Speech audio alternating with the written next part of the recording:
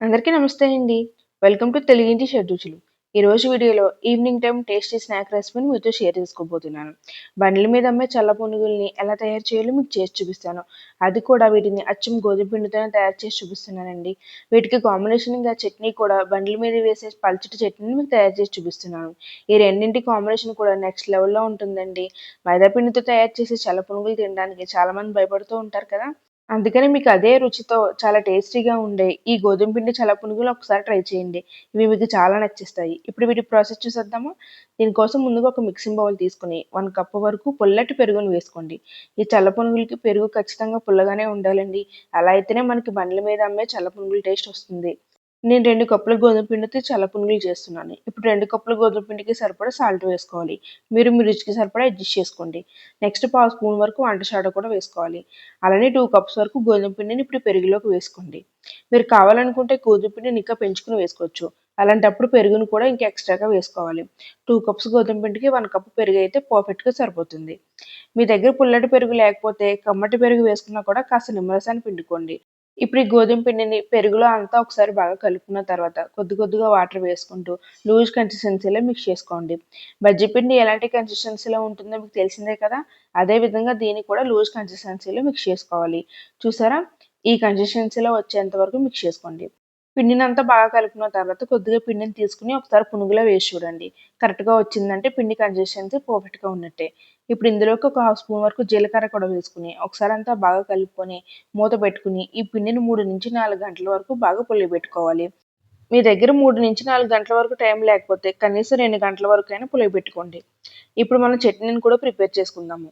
దీనికోసం ఒక mixie jar తీసుకొని హాఫ్ కప్పు వరకు పుట్నాల పప్పును వేసుకోండి. దీన్ని వేపిన శనగపప్పు అని కూడా అంటారు.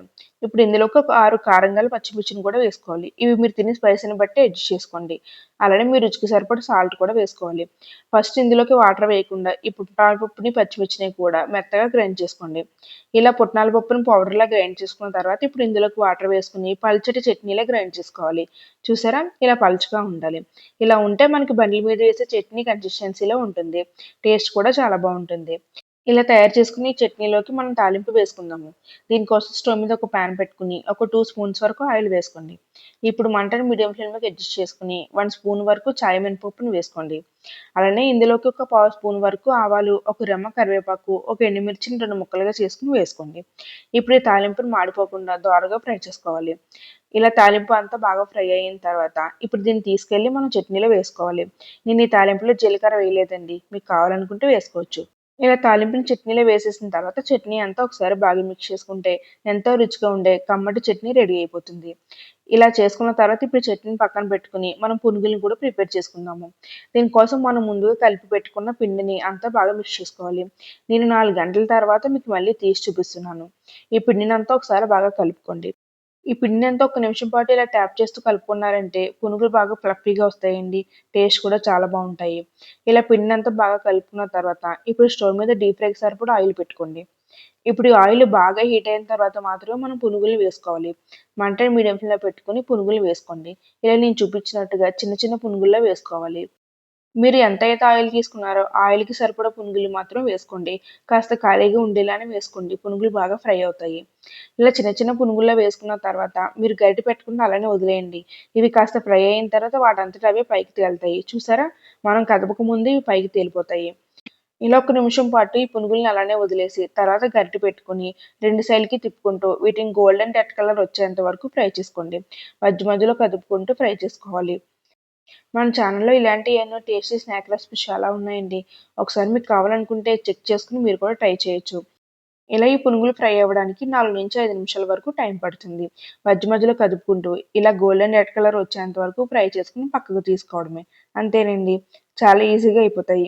ఇప్పుడు వీటిని పక్కగా తీసేసుకున్న తర్వాత మళ్ళీ మిగిలిన పిండిని కూడా చిన్న చిన్న పునుగుల్లా వేసుకోవాలి. ఇప్పుడు పునుగులు వేసేటప్పుడు మంటను లో ఫ్లేమ్‌లోకి పెట్టుకొని వేసుకోండి. తర్వాత మీడియం ఫ్లేమ్‌లోకి అడ్జస్ట్ చేసుకోవాలి.